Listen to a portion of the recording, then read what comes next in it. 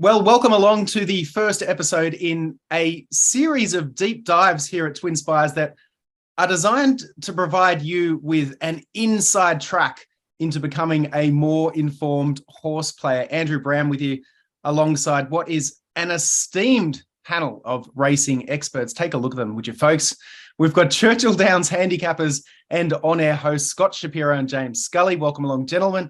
And TwinSpires handicapper and editor at large, Ashley Anderson. Hi there, Ashley. In this episode, we're going to discuss everything you need to know about Brisnet Past performances, or PPs, as they are known for short. James, let me ask you firstly. There's obviously plenty of different ways to find a winner in this beautiful sport that we all love, but how important are Brisnet PPs for you personally when you're assessing a race?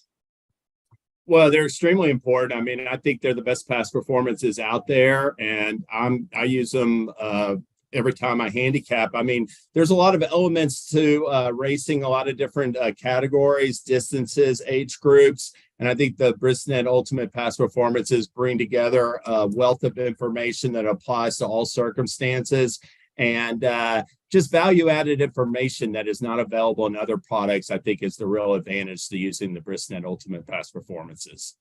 Nice one. And Scott, you're on air sometimes for 6, 7, 8 hours at a stretch, broadcasting your analysis on races for the Churchill Downs simulcast. Could you do it without your Brisnet PPs? No shot, Brownie. And I did not use Brisnet Past Performances through much of my handicapping days, but over the last 8 years or so, they've certainly been my go-to, and they make a world of difference, not only just for the historical information, but for the proprietary information that we'll talk about in here as well. Real easy to see the pace of the race based on the Brisnet Past Performances. I wouldn't leave home without them, Brownie. Nice one. All right, well, let's get into some of the standout features of the Brisnet PPs. They are jam-packed with, as Scott just mentioned, their proprietary information, including the all-important Brisnet speed and pace ratings, which, Ashley, I know you are a massive fan of. So tell us, if you will, Ashley, what exactly are Brisnet speed and pace ratings, and how should we use them?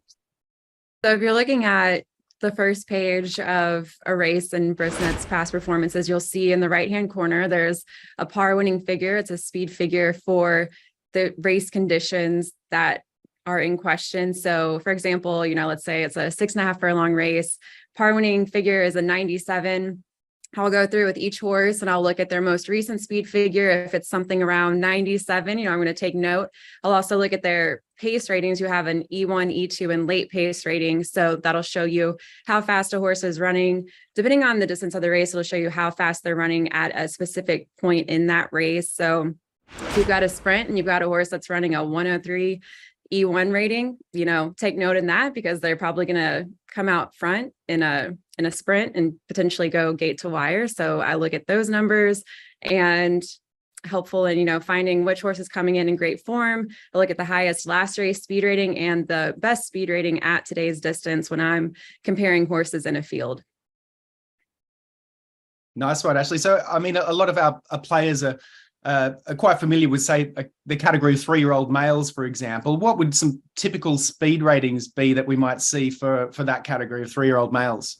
Well, I might want to defer to Scott and James, because they've been doing this a little bit longer than me. What do you think, James and Scott? I feel like, it differs a lot for types of races. For the pars, for the speed pars, Brownie, I would say generally, like in maiden races, you're looking at 3-year-old maiden races, you're looking at like around in low 80s, perhaps might be a solid par, maybe even if it's a 2-year-old race in the 70s. But once you get to like stakes level, listed stakes, graded stakes, those numbers are going to clearly be in the 90s.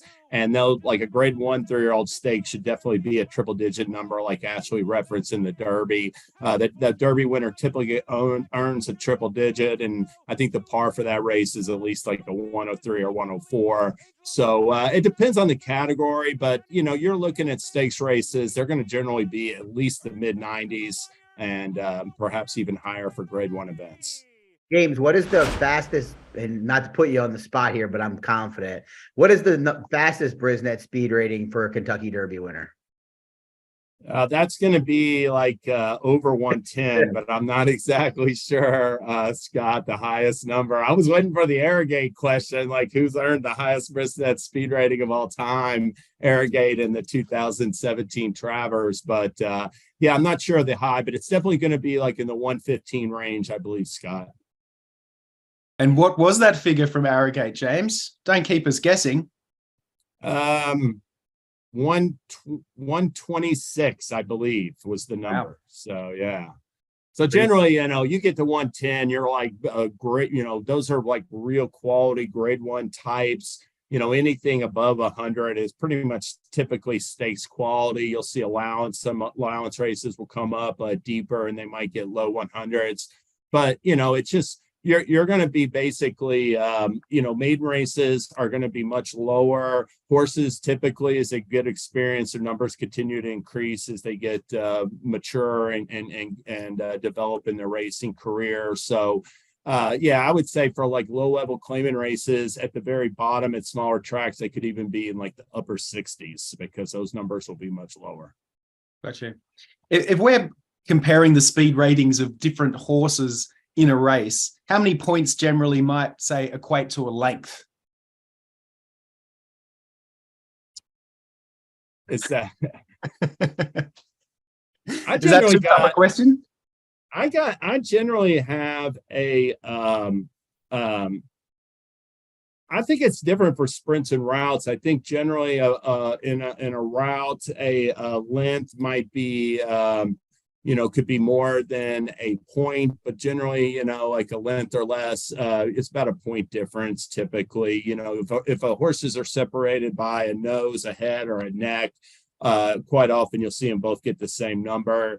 And one thing you got to realize about the speed ratings is they're published to the whole number, but the computer is actually generating them to tenths. So theoretically, you got a horse get a 110.1, another horse get a 110.5. You're not going to see that. We're going to keep it like round numbers. Scott, I know you like to use the pars that we've mentioned. Where do we find them on the Brisnet PPs, and how should they be used? Yeah, the pars are in the upper right-hand corner of your past performances. You'll see the E1, E2, etc. late, and then the speed at the end. One thing you want to do is get a gauge quickly by looking at the pars to how high quality in terms of this condition the field is. If you see an 81 for the par speed and every horse in the field was running in the mid 70s on average at the same distance over the last 5 races, then it kind of tells you that it's a weak race for the level. So maybe you want to consider looking for a class dropper that's going to get even more class relief than it might look on paper, or the race might just be a little bit slower than the normal race for the level. But looking up there in the upper right-hand corner of your past performances is going to give you a really good idea, good starting point on what to look for in a winner or a typical winner at this level. That's great. Is there anything else we should know about Brisnet's speed and or pace ratings before we move on? One thing I just wanted to add, Brownie, that I think a lot of what not necessarily all beginner or intermediate, some advanced horse players that are learning new numbers might not look at is, remember, these are numbers for particular distances and particular surfaces. So if a horse is running consistent 81s going 6, 5.5, 6.5 furlongs on the dirt, then those numbers matter. But if they're doing, running those numbers on the turf, going 2 turns, and then they come in to a dirt race for the first time, that number is hard to trust. So there are definitely different places and times when you can trust the numbers more. And I think they're most reliable when you're looking at the same surface and distance. Great stuff. Good advice there from Shap. Some little tricks of the trade when you're looking at those Brisnet speed and pace ratings. Another Brisnet proprietary figure that is extremely popular with horse players is the prime power rating, which can be found alongside a horse's lifetime start statistics and also in the race summary at the bottom of each race. This figure actually takes into account the Brisnet speed figure among other factors. James, what can you tell us about the prime power? Well, I mean, the prime power, it combines the Brisnet speed, pace, class, how the horses finish.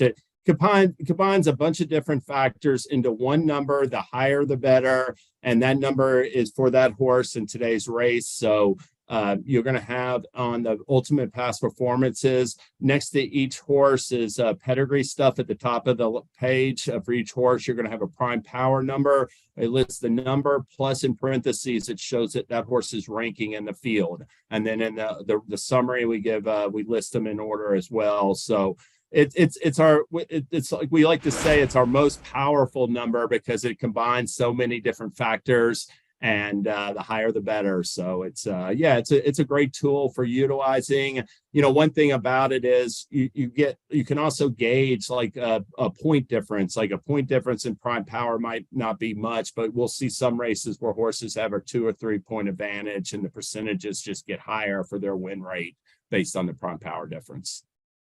Nice one. Shap, don't mean to put you on the spot here, but any real life examples that you can provide us of where prime power has identified a winner in the past? Yeah, actually thinking back to the 2018 Belmont Stakes, I remember Justify was making his quest for the Triple Crown and going into that race. Of course, he had knocked off both the Derby and the Preakness, and you're wondering how much does he stand out, because he's going to be odds on in this spot, going to get way potentially over bet if he's beatable. And then you look at the prime power number, and I think the separation, speaking to James' point, was well over 20 points. He just towered over that field. So made myself a lot more confident when singling him in the horizontal wagers that day. Obviously, short price, don't want to single those all the time, but on big days, find your separators in other parts of the sequence.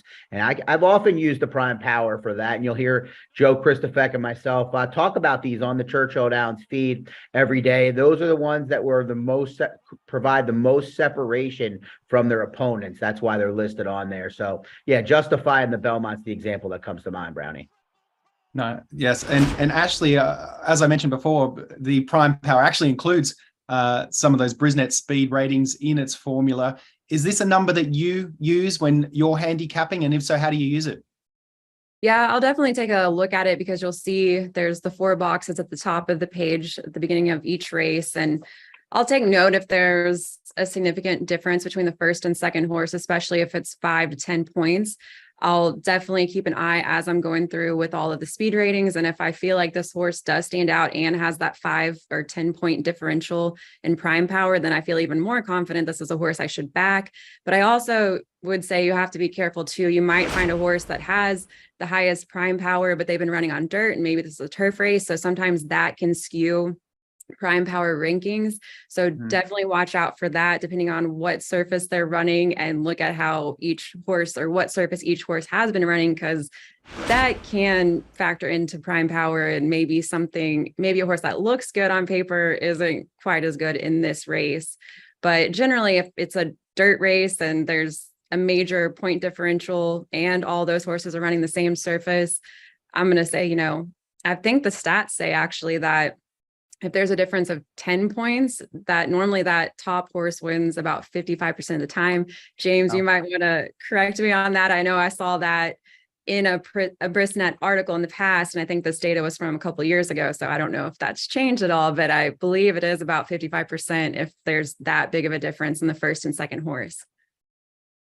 That sounds correct to me. I don't have those numbers in front of me, but yeah, it's like, I do believe 55% of the time for a 10 point difference. It's pretty rare you see that, and that horse is typically going to just lay over the competition.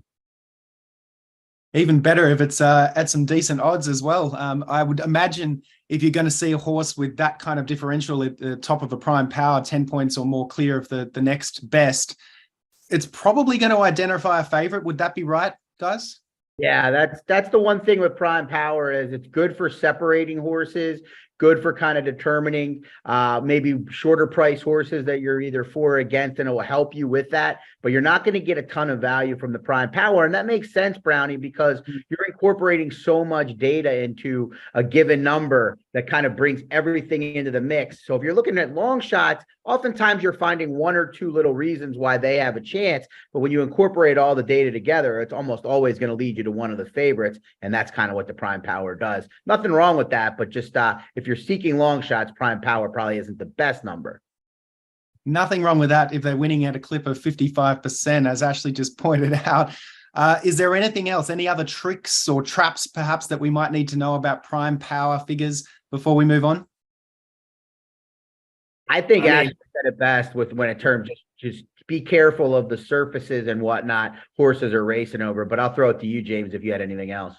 Yeah, and I mean, and it's also, I mean, one thing to always keep in mind when handicapping is you might be looking for reasons to take a shot against a favorite. So, you know, perhaps the prime power can help you identify a horse who you think might be vulnerable at a short odds in this spot. You know, it works both ways, and as far as identifying horses you want to bet and perhaps horses you want to play against. Fantastic stuff. All right, well, let's talk about class ratings. We'll move in and talk about another important feature in the Brisnet PPs. You'll find them labeled as CR, Charlie Romeo, after the race type, and they indicate how well a horse has performed against similar competition to what they are facing today. James, could you give us an example of how we might use that information?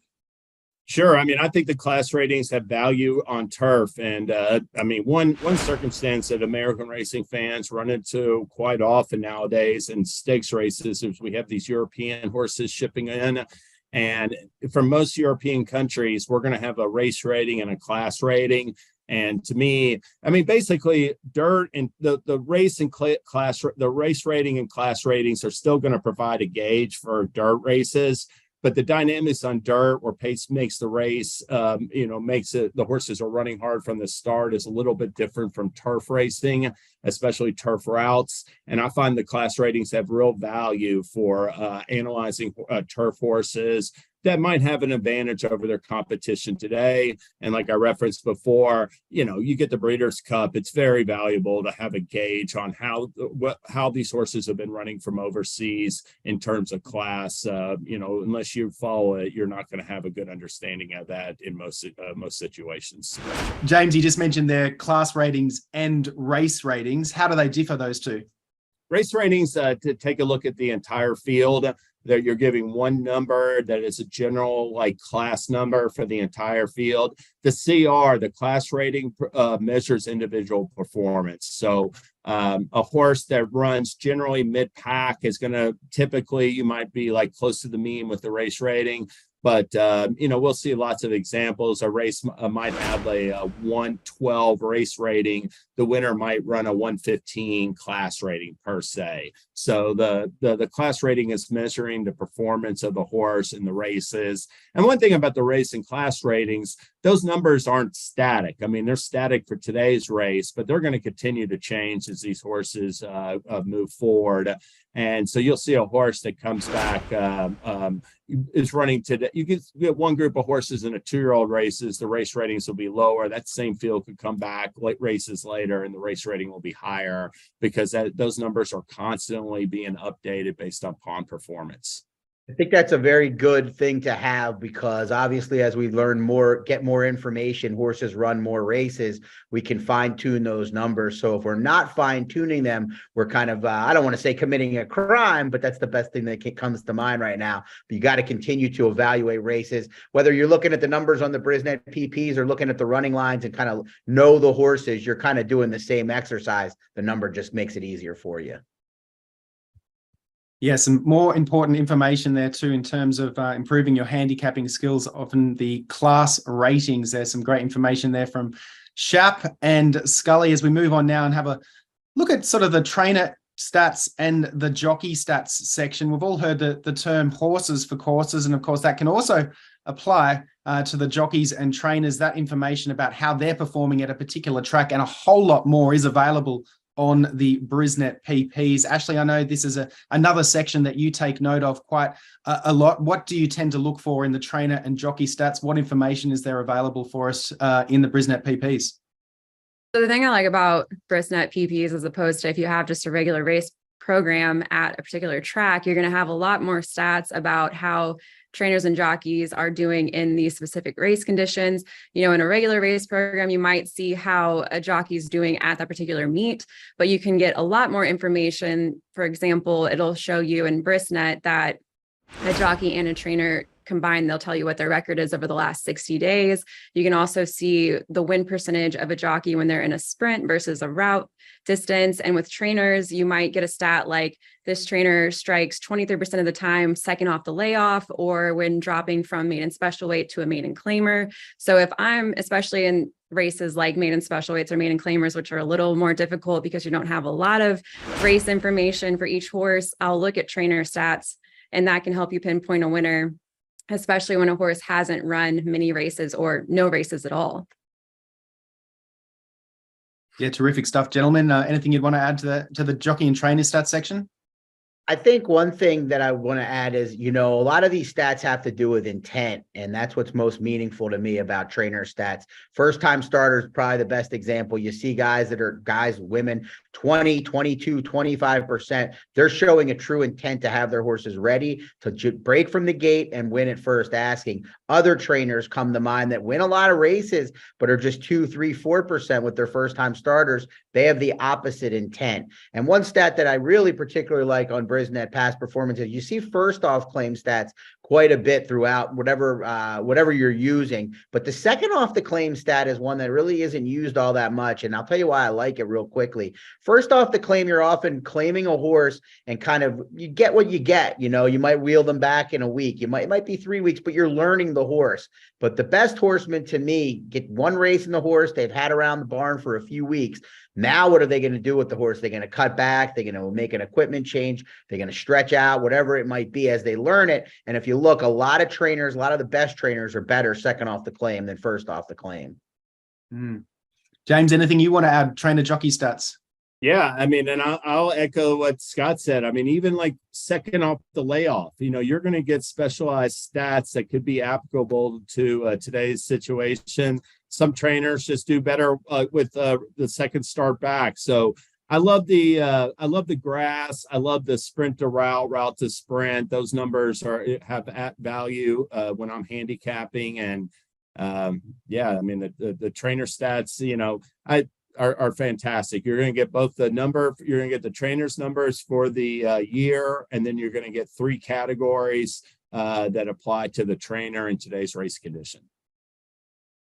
Shap mentioned first-time starters, and another important section of the Brisnet PPs that can help you with first-time starters is the pedigree ratings. James, being the massive stud that you are, I know that this is a section that you're very interested in as well. How important are the pedigree ratings, and how do you use them? Well, I'm going to use those for horses that are definitely maiden races. Generally, 2-year-old maiden races, you're going to get these advanced pedigree stats on every 2-year-old race, every maiden race. You'll even get stats for turf races relative to the horses, dam and sire. Just going through the stats that are available, we have average winning distance for sire and the broodmare sire. That comes into play perhaps when a horse is trying to route the first time, whether they have like a lot of speed in their pedigree. You're going to get mud numbers. For me, like mud numbers, first out win numbers, all those are relative to first time a horse does it. Once they've done it, you've got experience to call upon, and you can make your own judgment how they're going to handle it. But first time on the grass, first time on the mud, first time starter, all those numbers have value because, as Scott pointed out, some trainers or some sires, some trainers might be real low, like less than 10%. Others can be 20% or higher. So there is a big difference. And along those lines, you're going to get a dam. You're going to get the number of starters a dam has had, the number of winners it's produced, the number of stakes winners. Those really have value in 2-year-old races to me, as well as the number of turf winners a dam has produced. Love looking at that number when a horse is trying the turf for the first time. Other numbers as well are first out win percentage, first out turf win percentage, and an standard SPI, which is a sire production index, which basically just says overall number, whether the sire is successful or not. And the gauge for that is really 1.0. 1.0 is generally considered to be a average, middle of the road number. And anything higher than 1.0 means that horse does well with his offspring. Anything lower tends to be a negative. In the same section, there's a lot of information there too around sales, the sales data. James, I know you're also keen on your sales data. What's included in the Brisnet PPs as far as that is concerned, and what can you garner from that information other than I certainly need to make sure I'm backing a few more winners before I can afford to buy one of these horses? Yeah, well, every horse, they're going to have their sales data right above the sire, right in the middle at the top of their past performance for each horse. But in maiden races, over on the far hand right side, it's going to give you more data. It's going to say sold at. It's going to list the sale, the year, the price it sold for, and then it's going to give you a ranking for the sire. So, for example, a popular commercial sire like Into Mischief might have 70, 80, 100 horses sell during the course of a year, weanlings, 2-year-olds, and yearlings. And it's going to rank those horses. And typically the higher a horse sells, and I mentioned Into Mischief, but where it really has value to me, Andrew, is when you have a lesser sire that perhaps isn't as well known. I see that this sire has like 20 horses that sold at auction last year or the year before, and this was the #1 seller. This horse had something going for him at the time that might be able to translate to racing first time out today. So yeah, those sires, those pedigree, those sales information numbers have value, and you also see what the sire's average sales price is, so you can gauge that as well. So much information. And another great feature of the Brisnet PPs designed to give the handicapper an edge is information around track bias as well. Scott, what can you tell us about track bias? Well, track bias can be extremely informative before you make your decisions. You could pick up your past performances, do all the work, but if the racetrack is playing towards speed, or if it's impossible to wire out a field, everything's from coming out the back, then a lot of the handicapping goes out the window. You can oftentimes cost more than half the field. The Ellis Park meet over the last few weeks is one track that definitely has had biases. It's been very tough to come from off the pace. It's been very tough to come from the outside. You want to be along the inside. So having that sort of information is certainly going to make things easier. And James, I know Brisnet has a real good way of helping organize that, right? Yeah, absolutely, Scott. Basically, our track bias stats that are at the end of each race and ultimate past performances will break down, by distance, 6 furlong races, mile and eighth races. At the very least, it's going to say routes or sprints, and it gives the numbers for the last 7 days and then for the entire meet. So you can get a quick glance at how the track's been playing in the last 7 days. And for the entire meet, it's going to break it down by run styles. We classify horses into 4 run styles: early pressers, which are stalkers, and sustained S types, which are one-run closers. You're going to be able to see a quick summary of how each of those types are faring over the last weekend for the meet. And then we're going to break down some post-position stat numbers as well. So it's a great, like Scott said, it's a great tool to take a quick look at and see if there's any prevailing bias going on at this distance, at this track presently. Nice. So there is obviously a wealth of information that we've gone over, a lot of it here in the last sort of few minutes talking about the Brisnet PPs. If there was only one thing that you could look at in the Brisnet PPs, guys, just one, what would it be? James, let me start with you.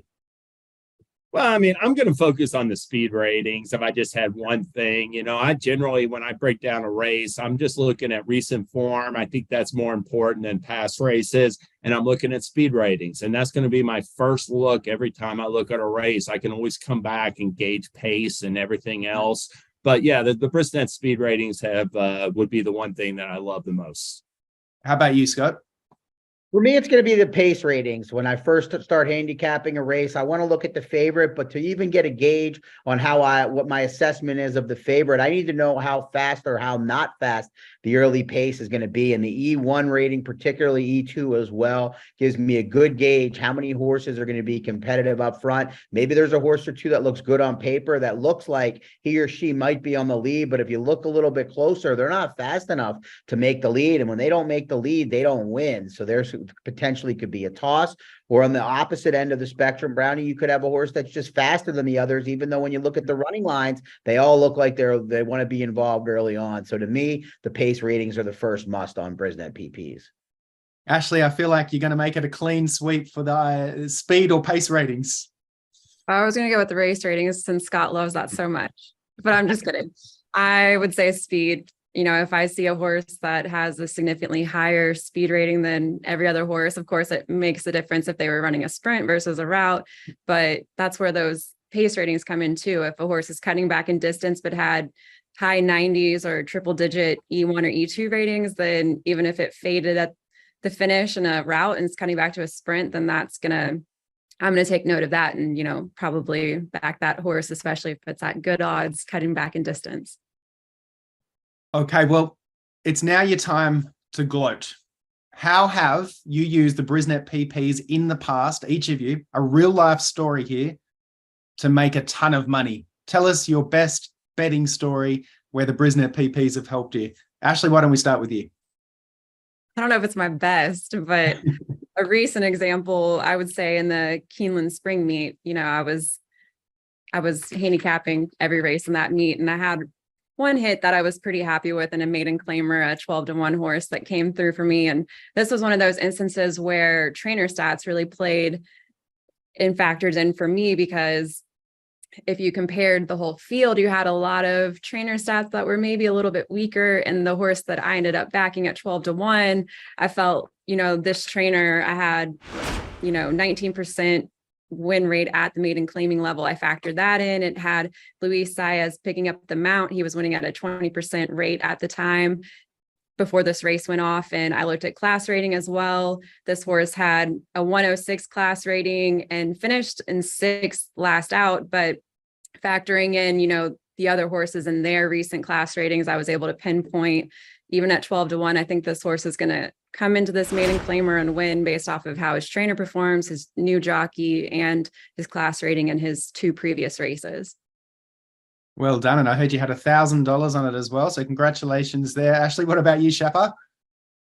Yeah, I don't have a specific example at hand like Ashley, so I won't have the jockey example to give. But when it comes to some big hits, I'm going to go back to the Ellis meet this most recently, where speed was very good. And admittedly, I can be stubborn playing the races. Yeah, shocker, a stubborn horse player. But at Ellis, the first week or two, really struggled to come up with the right horse that was going to be on the lead. Kind of wanted to keep going back to horses that I thought could come from off the pace, even though I knew the biased information was there and the E1 information was there as well. Over the last week or two of the Ellis meet, I have had come up with some 4 or 5-1 type horses that were the best, were the fastest with those E1 ratings, with those queer and sport speed ratings that have allowed me to unlock horses that were going to be in a prominent spot to take advantage of the bias, and have led me to a couple of good hits over the last couple of weeks at Ellis. So no specific story. I'll save that for another time, Brownie, when I have a better example or more specific things to cite. But just using those speed ratings, those pace ratings, once again, has proved to be a good move for me, not only in the past, but in the current. Thank you, Shep. I look forward to hearing a more specific example soon, but that'll do. That's a pass from you. Thank you very much. And over to you, to the man that's hit the superfecta in the last 17 Kentucky Derbies. James. Yeah, I'm going to spotlight a horse at Keeneland, just like Ashley did. And this is a horse to me last year in the Grade 2 Phoenix last fall at Keeneland. I took a look at that stakes race, and I was looking at Manny Waugh. And here's a horse that had not won his 2 previous starts, but his pace numbers showed me all I needed to see about him. He had been earning late pace numbers in the 70s, low 80s.